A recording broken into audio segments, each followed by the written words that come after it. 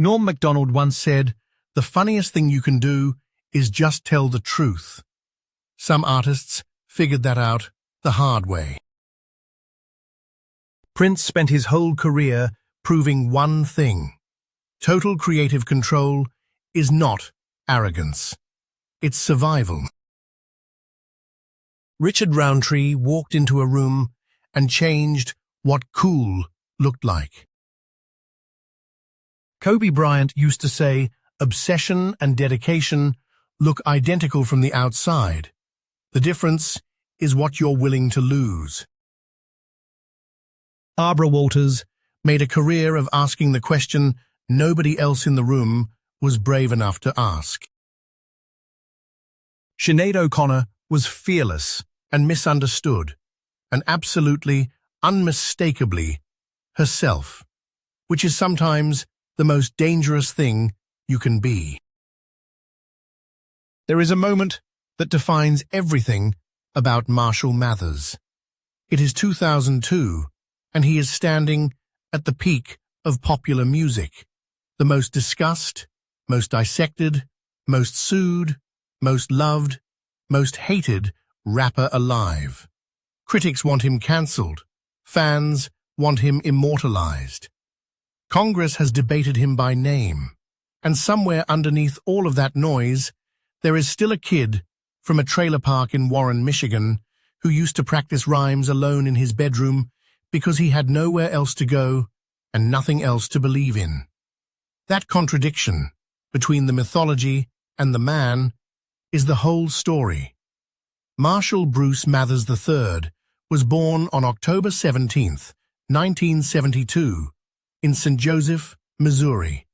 His father, Marshall Mathers Jr., left before the boy was old enough to have a memory of him. His mother, Debbie, moved constantly: St. Joseph, Kansas City, Warren, Detroit, sometimes because of work, sometimes for reasons that were never fully explained. By some accounts, Marshall attended over a dozen schools before he was a teenager. He repeated ninth grade twice and eventually dropped out at 15. What stayed consistent through every move and every new school where he was the outsider was rap. He had discovered hip-hop through his uncle's record collection, latching onto the Sugar Hill Gang, and then LL Cool J, Marvin Gaye, and later, when it arrived like a thunderclap, the Beastie Boys. Something clicked. Here was a form where words were the weapon, where being fast and precise and ruthless with language actually meant something. He started freestyling in school hallways. He competed in rap battles at a Detroit spot called the Hip Hop Shop on West McNichols, often the only white kid in the cipher, proving himself over and over again to crowds that had every reason to dismiss him. Detroit, in the late 1980s and early 1990s, was not a forgiving training ground. The city's hip-hop scene was local, intense, and almost entirely black. Eminem was an anomaly, and he knew it. He channeled that tension, the feeling of not belonging, of having to work twice as hard just to be taken seriously, into his craft. He developed a technical precision that was almost mechanical. Internal rhyme schemes stacked on top of each other, syllables locked together at impossible angles, punchlines delivered with split-second timing that made other MCs stop mid-cipher and stare. He released his first EP, Infinite, in 1996, entirely independently, pressing a small number of copies that he sold from the trunk of his car and handed out at record stores. It went nowhere commercially. Reviewers who noticed it at all compared him unfavorably to AZ and Nas. The criticism stung, and it did something to him. He got darker. He got angrier. He created an alter ego, Slim Shady, as a filter for everything he couldn't say as Marshall. a character that was deliberately offensive, cartoonishly violent, and psychologically unhinged in a way that was clearly theatrical, but still unsettling. In 1997, he entered the Rap Olympics in Los Angeles, a freestyle competition that served as an informal audition stage for the industry. He finished second, but someone in that room was paying attention. A tape of his performance made its way to Interscope Records, and from there it was handed to Dr. Dre. Dre has told the story himself. He heard the voice on that tape and immediately wanted to find out who it belonged to.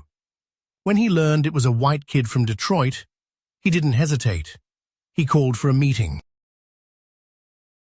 The two clicked almost instantly, Dre recognizing in Eminem a storytelling instinct and a technical mastery that transcended demographic categories, and Eminem recognizing in Dre a producer who could give his chaos a sound world worthy of it. The Slim Shady LP dropped in February 1999 and detonated. My Name Is was the hook. Absurd, catchy, impossible to ignore.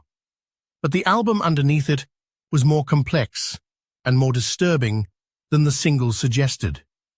Songs like Rock Bottom and If I had dealt with genuine poverty and desperation in a way that most mainstream rap at the time didn't touch. The pop surface was a delivery system for something rawer. It debuted at number 2 on the Billboard 200 and eventually sold over 18 million copies worldwide. Eminem won 2 Grammys. He was 26 years old. And then came the backlash, which arrived almost simultaneously with the success. The Gay and Lesbian Alliance Against Defamation condemned the album's language. Lynn Cheney testified before the Senate about its content. His mother sued him for defamation after the track My Name Is included a line about her drug use. His on-again, off-again relationship with his high school girlfriend Kim Scott, who was also the mother of his daughter Haley, provided tabloid fuel that never fully stopped burning. The Marshall Mathers LP in 2000 turned the pressure up even higher. It sold 1.76 million copies in its first week, a record at the time for a solo artist. It was also the album that made the controversy unavoidable. Kim, a graphic and harrowing track about marital violence rendered as cathartic fiction, shocked even many of his defenders. Stan gave the language a new word, a term now in the Oxford English Dictionary, for obsessive fan culture.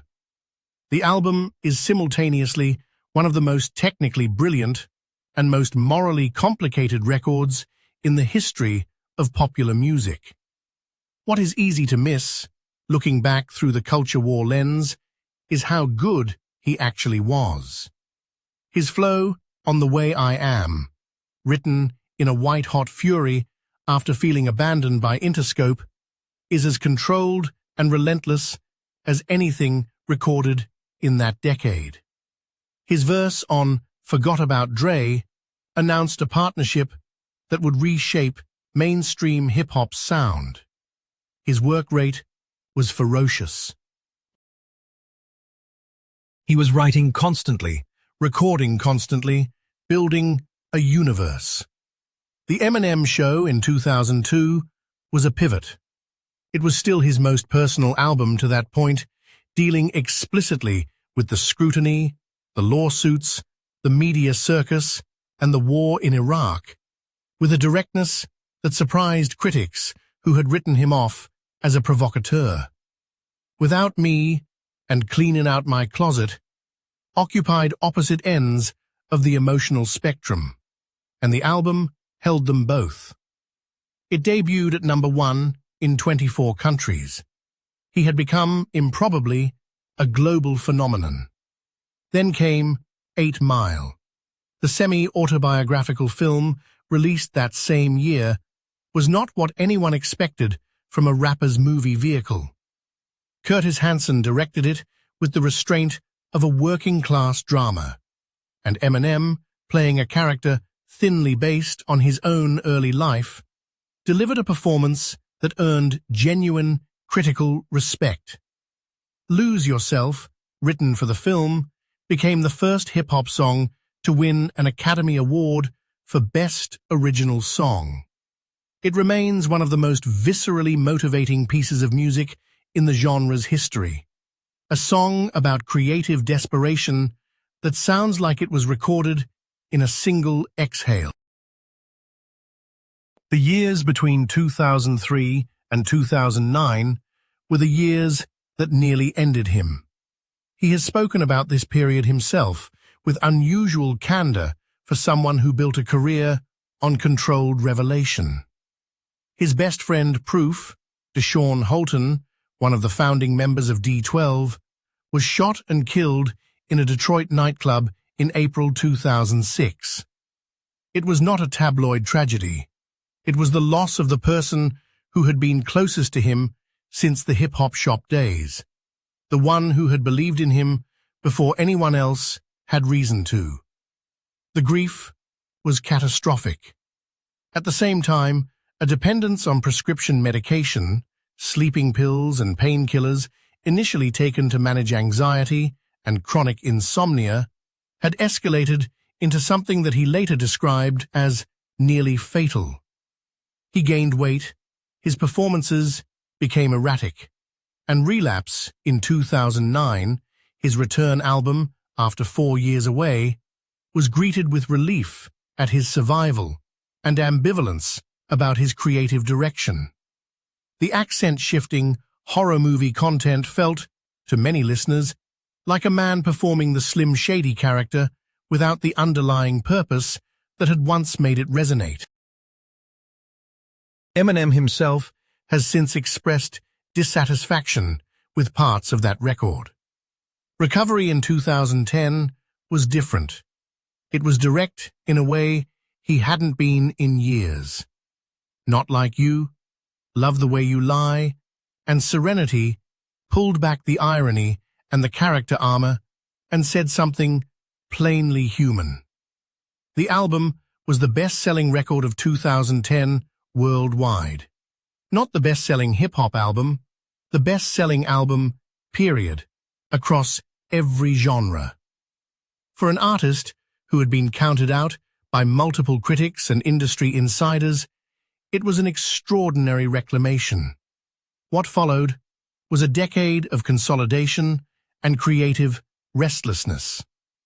The Marshall Mathers LP2 in 2013 revisited and complicated his own mythology, earning him a Grammy for Best Rap Album.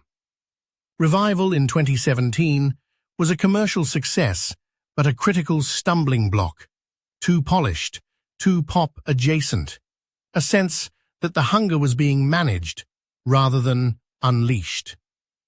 Kamikaze in 2018 was the reactive correction, recorded and released with minimal notice, openly furious at critics and contemporary rap culture, technically dazzling but tonally claustrophobic. Music to Be Murdered By, in 2020, arrived on a January morning with no prior announcement and immediately divided listeners who wanted emotional depth from those who were satisfied with technical display. Through all of it, his position in the technical hierarchy of the genre has never seriously been challenged.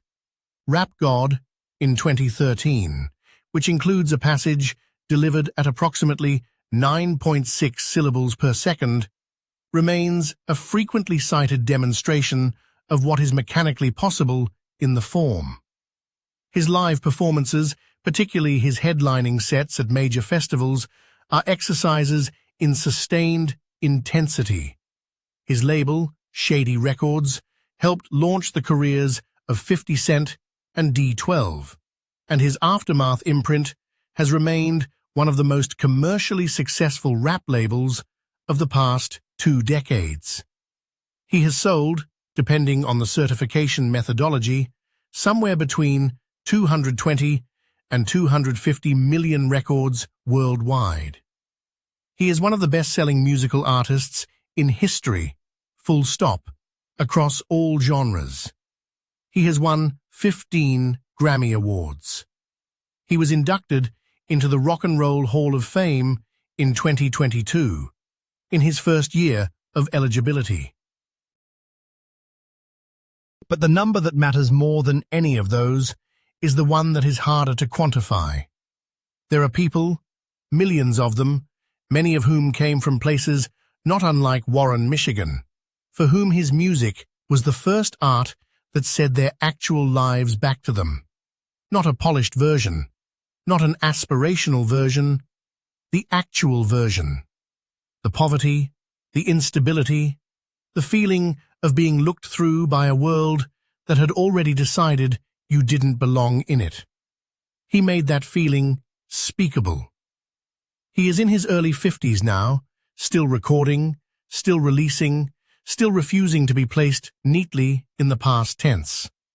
The legacy is already enormous, already secured. But the more interesting story is what he keeps choosing to do with the time that remains. The ongoing argument he is making, in real time, with his own history. The kid who practiced alone in a bedroom in Michigan is still, in some essential way, in that room. Still writing, still trying to get it right.